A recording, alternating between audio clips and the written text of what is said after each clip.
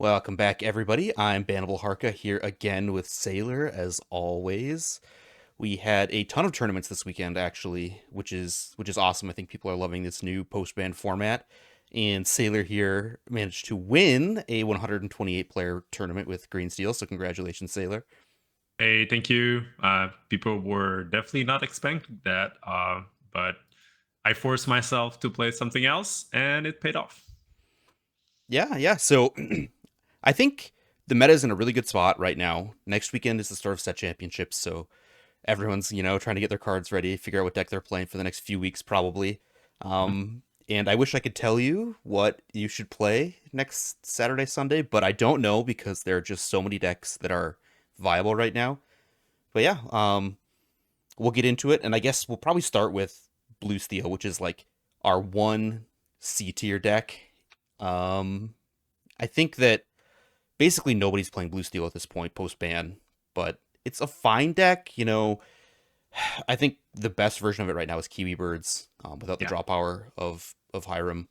Kiwi Birds is kind of what you want to be doing, and it didn't really have any results except I believe Harlan won the yeah, content creator set champs with it. So first set champs did go to Blue Steel. yeah. I mean, one of the two creator of the deck, he knows it's and out pretty well, and it's not like this is not stacked, right? There's also other good players, right? So props to Adam for putting out another performance with Kiwi. And I think it's still a fine deck, right? If you can find the lines on the draw, because obviously that deck is very good on the play. But yeah, not my favorite choice right now with all the Amethyst deck, specifically with the rise of Blurple. Oof, it's not looking good, right? Like, because Blurple has lots of ways to deal with all of those, and it ramps, and so it has direct removal. It's Yeah, pretty good. it's got Rush for McDuck Manor, goes Yeah, bigger, so better in the late game, but manages to keep up well enough in the mid game to not get too far behind. yeah. Bell turn one, very hard, right? Also, Yeah, Fox always kind of the perfect answer to Alice, so yeah, exactly. just all lines up well. So that's kind of our one C tier deck, and I think we have 9 other decks that we're going to talk about here, which I think. Correct me if you disagree, but I would say all 9 of these are very good choices for this weekend, especially if you have a lot of familiarity with one or the other. Yeah. Exactly what decks are going to be good is going to depend a lot on what other people bring, which makes it really hard to figure out what you should or shouldn't play. But yeah, we've got 4, I think, in B tier, and then 5 in sort of A tier, tier one. Yeah, and we say nine, but there's actually more because there's a Yeah, few that's different true. archetypes between a singular color combination that are worth probably playing. Yeah.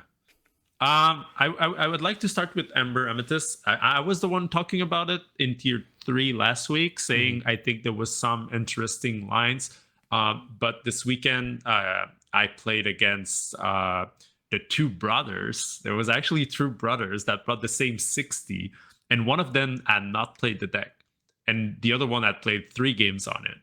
And so they brought the same 60, and they went undefeated until top four, where in the 128 tournaments where they faced each other in top four, and the winner of that face off went on against me, and I was the only one being able to win against them.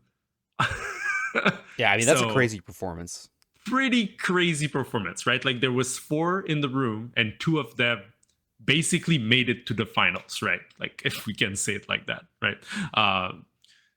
So yeah, pretty fantastic weekend. It was really similar to the list that I had brewed up, but instead of going Piglet and Perdita, they went for Lilo and some songs. So they were playing 3 Bare Necessities and 3 World's Greatest Criminal Mind, probably to fight more of the shark, right? Yeah. Um, and some of the larger characters, but also the bare necessities probably for the removal, right, of the steel decks and stuff like that. Yeah. So I was really impressed with its performance, and I think it's a legit contender. And they found a way to not lose to the red blue shark list, I think, with these Lilos and bare necessities and world's greatest criminal mind.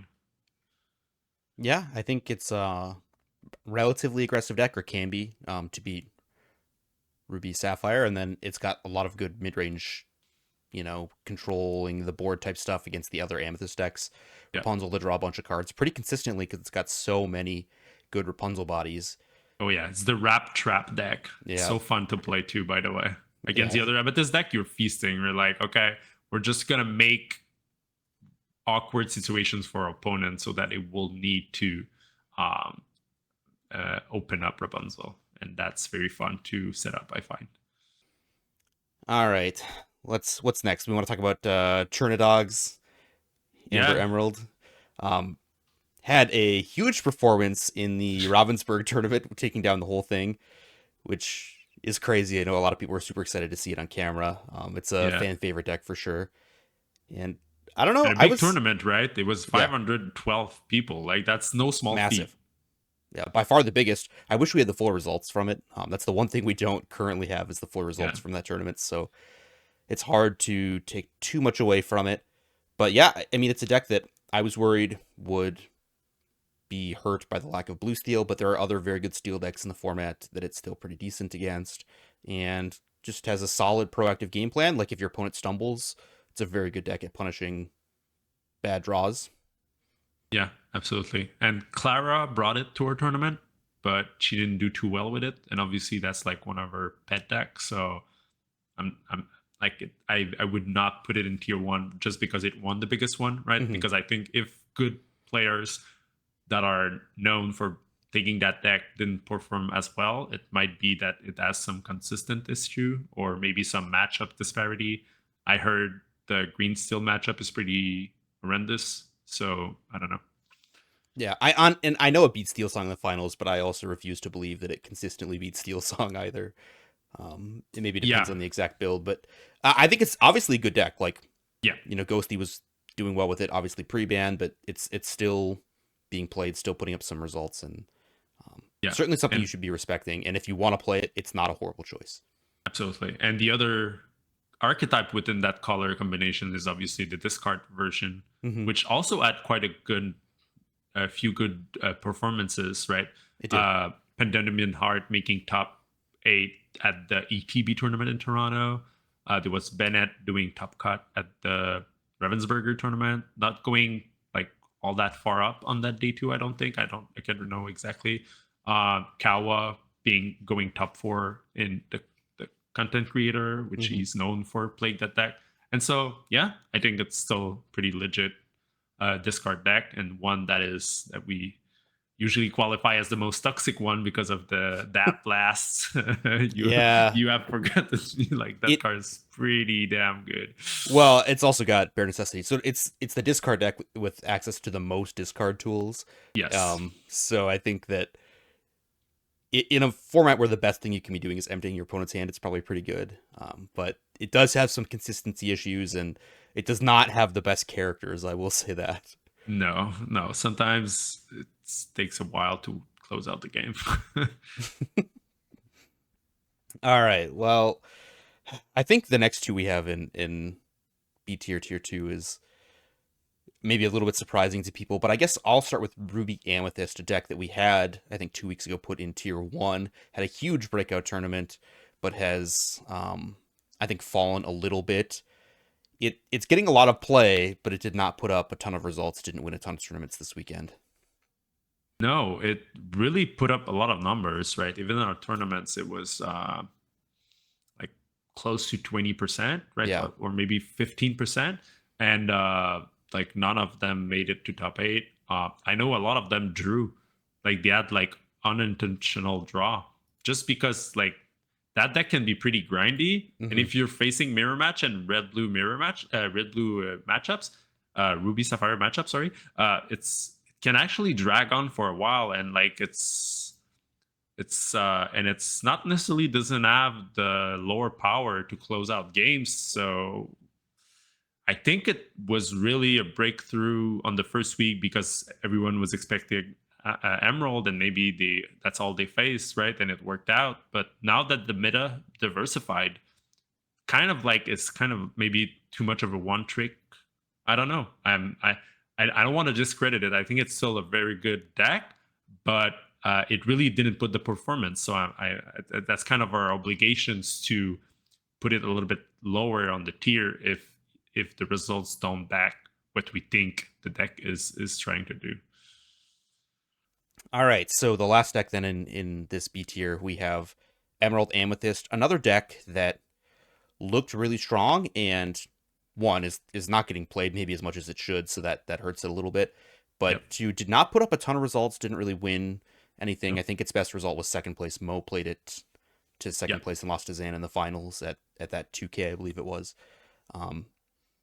Which is good. And of course, Mo's deck is a little different. He's always playing something a little bit different, I feel, but Mm-hmm.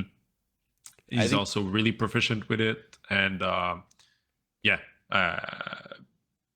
If everybody was on Ruby Amethyst Evasive, which kind of was of the case, right? Yeah, it was kind of not a great place to be for Amethyst Emerald, right? But for sure. if everything else is pushing out the Ruby Amethyst Evasive deck, maybe the Amethyst Emerald deck can come back, right? So that's what we're talking about. Where we're talking about this flux, and so right now we're expecting, right, to be maybe like Ruby Amethyst still being played, and other decks that are good against this this card deck, and maybe like this.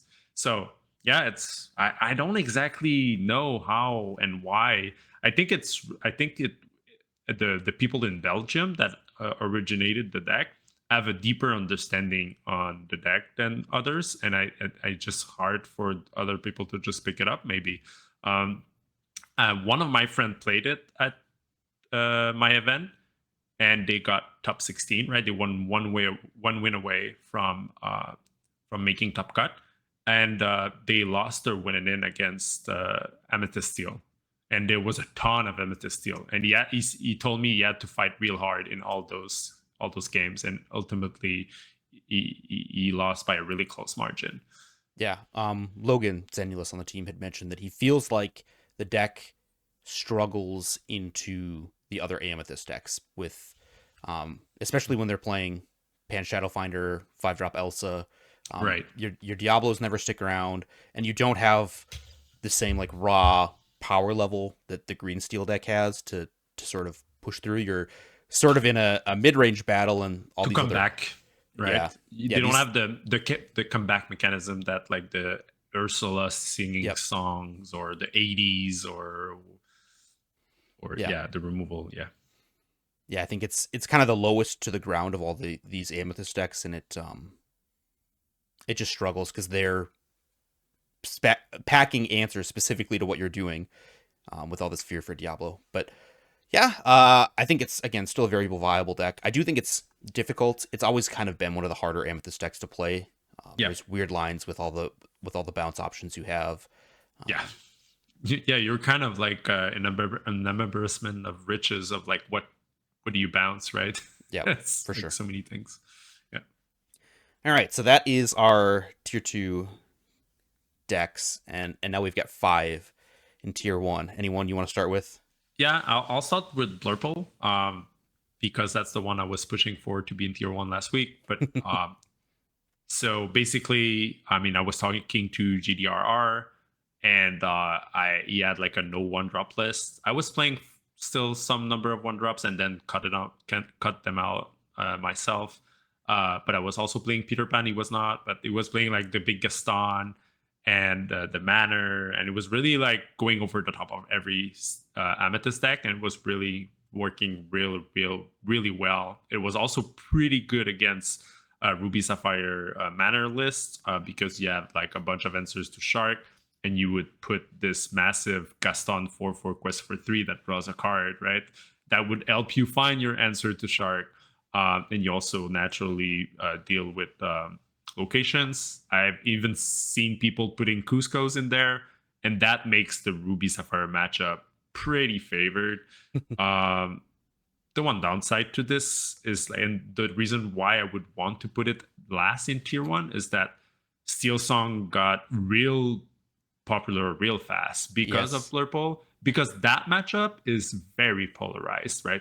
I think it's the most polarized matchup of the whole meta, in the way that a quick whole new world absolutely destroyed Blurples. Because if Steelsong just play a whole new world into a bunch of 1-drops, they have no way to come back from a whiteboard, right?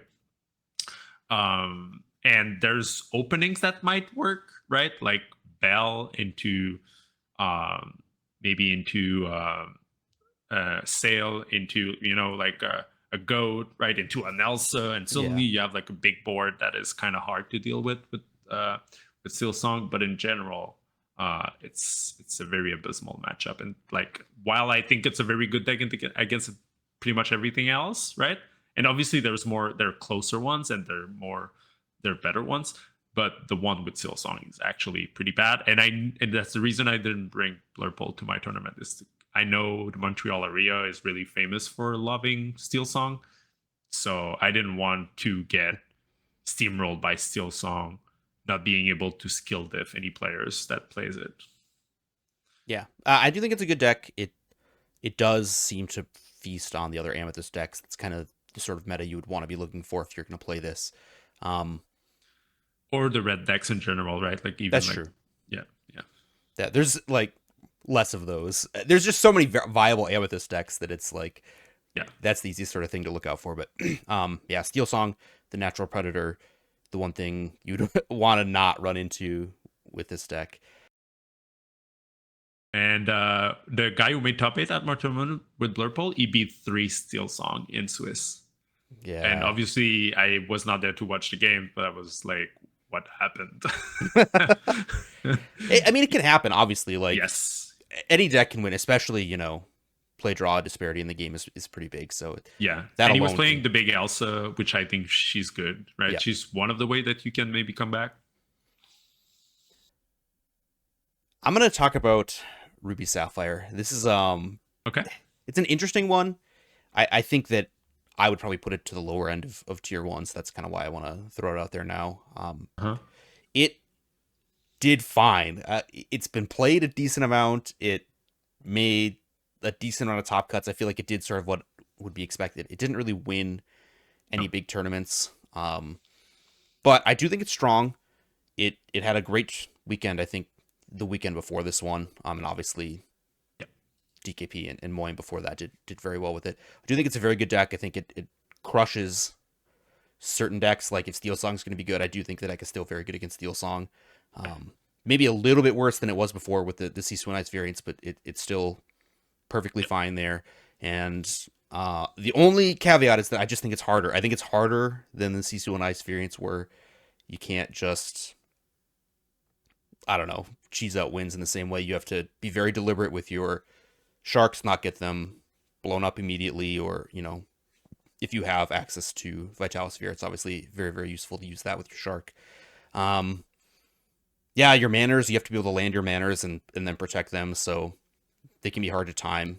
I've always found that's like my biggest challenge when playing these Manor Ruby Sapphire decks, is like landing the Manor at the right time so it doesn't get blown up, but I can also have the B prep or whatever the next turn. Yeah, absolutely. Or force like a reaction, right? Because when you're playing a control deck, when your opponent needs to react to you, it's always the best thing, right? Yeah.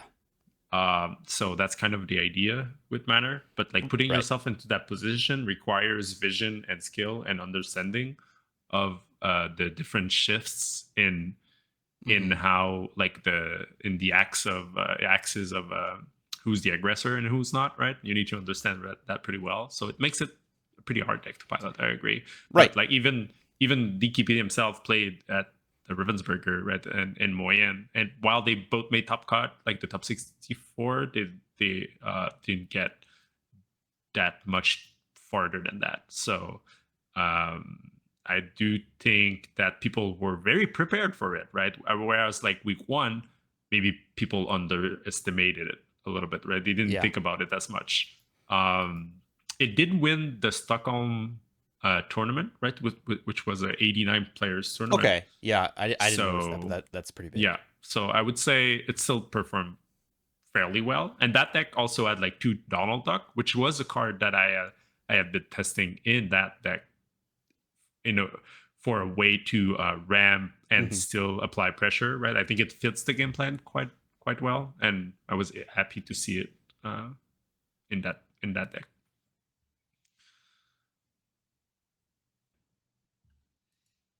All right, next one. We have the 3 last steel decks and the most popular ones of all 5. I'll start with Emerald Steel because it was not played a lot, right? It just like didn't perform all that well, but not because it was not good. It was just not played a lot.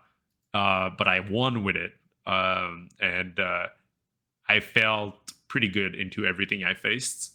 Some of the matchups were hard, right? I needed to play my A games versus Amethyst Steel, right? And even against the Ember Amethyst, it was much harder than I thought it would be at first. So I think it's going to be rewarding for people that put work into it, but it's going to take a lot of work for you to get there. I think it's pretty, in my opinion, skill intensive deck. Now that you cannot just like jam Diablo onto because there's so much hate towards it. You need to find different lines and creative way to play around the answers that people play. But I think the tools are there in that color combination. So I think it's a very, very powerful deck. And you should, I don't know if you should respect it anymore because nobody's playing it, but you should consider it yourself if you think you can play it well. Yeah, I will say there's still more hate for these Emerald decks than there actually are Emerald decks being played, Yep. which it makes it a little bit scary to play Yep. the deck because my rational brain is like, well, no one's going to bring the hate next week because no one played the Emerald decks. But I know in my heart that that is not what's actually going to happen. Um, I don't know why. There are some archetypes that I think people are very emotionally opposed to losing to, and I feel like Yep. Diablo is one of those where it feels so bad to lose to Diablo that people will almost emotionally bring more answers to the card than maybe they rationally should. Um, but yeah, I think the deck's very good. It absolutely took over Canada this weekend. Oh yeah. The Toronto tournament had a ton of them as well. It didn't see a Yeah. lot of play elsewhere though.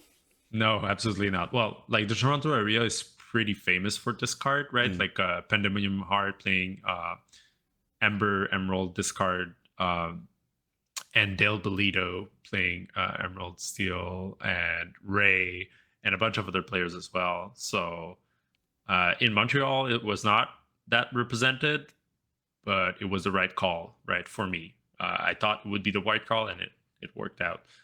One thing I have to say though is that you say there's a lot of aid towards Diablo, but there's not that much aid towards Ursula That's true. I agree with that. because everybody's playing Elsa, but it comes down just a turn too late, right? Yeah. Because you can have Ursula and wipe the board, and suddenly Elsa doesn't do anything on 5, even if you were on the play with Elsa. So I think most of my wins were on the back of Ursula. Yeah, that makes a lot of sense to me. I agree that Ursula, and that's what I felt too when I was playing Green Steel. Obviously, I've also been a Green Steel player for the last few weeks for the most part, so Yeah. I felt that Ursula's kind of been really, really strong. It's like it almost seems like people should be diversifying a little bit with their hate because it's not like the other, a lot of the Emerald Amethyst decks also have Ursula for like friends and stuff. Um, I do think Answers to Ursula might be a good idea, but then if I no mean, one's playing there's that, really not that many in the meta, right? yeah, So it's yeah, yeah. I don't know. It's interesting. Yeah. All right, well, next, I guess we'll go with the perennially popular Purple Steel. People have really loved this deck since it's been good the last couple sets, and I think that I think in your tournament, right, it was the most played deck, Purple Steel. Is that Yep. correct? Yep. I think that's By a few margin, yeah. 22 and 20 Steelsong. Yeah. I think it's been one of like the top 3 most played decks for sure since the bans, and Yes. well, people have been really excited about it even before that with the Cobra coming out this set. But I do think that it's a good deck. Now there are two different ways to play it apparently. Um, Zan obviously won his tournament, his 2K with Jafar Wheel, and it's always so funny because then Zan says he broke the format. Now I don't know if that's true. It's always hard to tell because when you have someone like Zan, who's probably a consensus top 5 player in the game, and he wins Yep. a tournament, is it the deck or is it Zan? Very hard to know. It could have just been a mediocre deck that the best player in the room played and won with, which we'll have to see. But I Yeah. think that, if you're playing against an opponent who struggles to remove Big Jafar, it's going to be a good deck. I think that, I mean, it's not big Jafar; it's small Jafar that you need to get rid well, of because the big Jafar is too late usually. Zan didn't even play very many shift lines, so he was basically just hard casting his Jafars, I assume, the whole tournament. But I mean, it was a couple of like the 2 and 3 drops, right? That's Yeah. not nothing, but they're very easily answered by the other steel decks, and that's Yeah, kind like of my Steelsong, worry who with that cares? one. So I don't know. I don't know how good the deck is. I legitimately don't know. It could be. I would probably, if we were talking about Jafar Wheel only, I would probably stick that in B tier just because it's unproven, and it Yep. will remain unproven until someone other than Zan wins with the deck. In my opinion, I Yeah. that's a compliment to Zan. Obviously, like Yes, it's just obviously. I find it difficult to give the deck credit for that win. Yeah. If someone like me wins with it, then I obviously have it's some good. insight on that. Is that Sure. I played it in my 4th round. So Phil Asselin, which is a top 16 competitor at the North American Championship, he picked it up like the night before, and he came and played it, and he was 3-0, and I was 3-0, and we faced each other, and I won. I could see like you could have won against maybe a lesser skilled opponent, right? But I felt pretty favored with Emerald Steel into it because I had Pete to stop him from Yep. going off. I had Ursula 2 to take out songs, and then Ursula 3 to take out boards. And so at some point he was top decking like 1-drop Robin Hoods and lamps. It Yeah, it's not felt great. really bad. It felt like we were not playing the same game almost at some point, right? So I will say it's quite relying on its like combo pieces, right? Mm-hmm. And if you don't find them or people just disrupt it, it's kind of like a hard sell for me. Yeah. So I think that deck is B tier if that's where I would probably put it if it was just that. But the other purple steel deck is good. Very popular. Just an all around deck. Like it's got game into everything. I think we've talked about it before. It gets on board quick. It's got good board control tools. It's got passable aggressive tools. It's got a lot of card draw. It doesn't have the best late game, but there's some songs in there, so you can get some nice tempo positive plays. It's just a very good all around deck. I mean, it's the number 1 aggro deck in the format, right? Yeah. It's like I like the reach is so much better than character based like 2 lore or 3 lore questers that aggro could back up, right? Mm-hmm. Which there's just no question for me. It's like the number 1 aggro deck. And when I think about like playing a more greedy control list, I always think, okay, can it beat Amethyst Steel? And if it can't, I'm like, nah, I'm not gonna play it, right? All right, so I guess now we maybe should have said it earlier. I don't think we have these in any particular order. We maybe mentioned like some decks where we would put them vaguely in their tiers, but I think all of these decks are pretty close Yeah. in playability, and I think there's no huge reason to pick one over the other unless you know your local metagame. But yeah, so we've got Steelsong last. Just very powerful, always has been very powerful. Cindy can just take over a game starting on turn 1. Huge card advantage tools in the form of Whole New World. You can do your own Pete's. Yeah, like some decent aggressive characters if you want to play Daisies. You can play Lilos. You can play Piglets. You don't have to. You can choose to play more controlling, more mid-rangey. You get to play Rapunzel for additional card draw tools. Just I mean, you always play them, but you can also play lanterns, right? To fight the mirror, right? Which like set 1 throwback. We're at this point where like they are thinking about how to beat the mirror because the mirror is very, very feel bad kind of It matchup. is. Like it's one of the worst matchup in the game, and it has been for quite a while. Yeah, specifically for the person who goes second. When your opponent puts Yes. Cindy in play on turn 1, and you're like, well, Into this was fun. Troubadour or like Yeah, Ursula too, and it's they're like, crazy. oh no. Because you just can't do anything. Yeah. But yeah, Lantern, it really does feel like a set 1 throwback, because Lantern was like the best card in the mirror during set 1, because it gets you the ink advantage, and both players are trying to wheel, so it helps you get more out of your wheels, play things faster. Kind of. We would pack the 4/4 Beast Quest for 2 right on 5 just Oh yeah. just for the mirror. Yeah, well, it's also like that was a big character back then too. So. Yeah, very hard to deal with. Yeah, it was a different time. Yeah, yeah. I think it's just a strong deck. It's got a lot of options. There's like 40 cards you basically can't touch ever, but for the last like third of your deck, or 25% of your deck, there's a ton of different things you can do. Do you want to play Naveen's? Do you want to play Miss Bianca? How aggressive do you want to get with your 2-drops? There's just a ton of options you have. Yeah, which shift, right? You can even run like Kita with Sven and go more aggro. Yep. Like you could do all sorts of stuff. One made top 8 at my event, and it was the Lantern that won an event that I sent to you guys, right? Like he had 66 with Lantern, but now he was back on 60 with Lantern still, and he made it to top 8 again, but couldn't close out against a Pete Amethyst Steel again. But I think very good deck. I think what I said last week still holds true, where it's like it doesn't have that much polarizing matchup. The exception now is that with the rise of Blurple, it changed that. Right now it has like a very good matchup into one of the tier 1, and I think that's what it pushed it over the line for me between tier 2 and tier 1. Yeah, I think that makes a lot of sense. It's always been kind of a high power deck that had potential, but when the meta is strong against it with all these Ursulas, it can be a problem for sure. Yeah. All right, well, that's kind of the metagame as it stands. Set champs next weekend. What would you be playing? Green Steel still? And it's hard when you go undefeated for 10 rounds. Yeah. That's like Emerald Steel, but I don't know. I think people add answers to Diablo and it didn't matter, right? So I'm like, okay, I would just run it back. Yeah, that makes sense to me. It's probably the deck I would play if I had to win. But clearly, a lot of other people don't feel that way about it, or maybe they're just bored.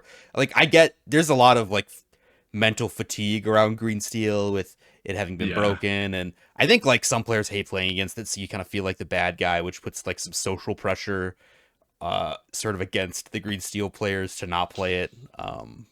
Yeah, maybe I didn't feel like that to be transparent though. People were just like happy to see me play something else, or very surprised, right? Or like, but at set champs, it's a little bit more of a locals thing, so I think that maybe there's a little bit more of that with. I mean, I knew almost everybody at the event.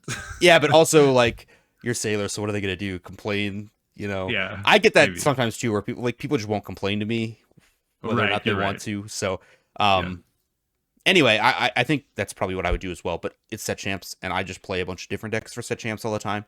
I'll just roll whatever strikes my fancy on the day of the tournament because I don't care that much. So I'm sure I'll just bounce around and try random stuff. I'll probably try some bad aggro deck that's not on our tier list at some point. With the 3 steel decks on top of the metagame, let's try some aggro decks. Yeah. Also, I think purple steel is very popular around here, which is like, it's just a bad choice. But I'll do it. I'll probably do it and lose, and that's fine. Any last thoughts?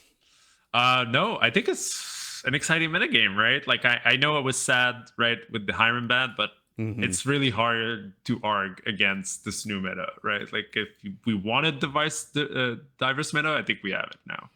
Yeah, I feel bad for the blue steel players who got shafted. But absolutely everyone else is probably pretty happy. Like it's a good metagame. I know like as Ruby Sapphire players, we're a little bit disappointed that we can't just like win for free anymore, but it is definitely a very good metagame. All right, thank you, everybody, and we'll talk to you soon.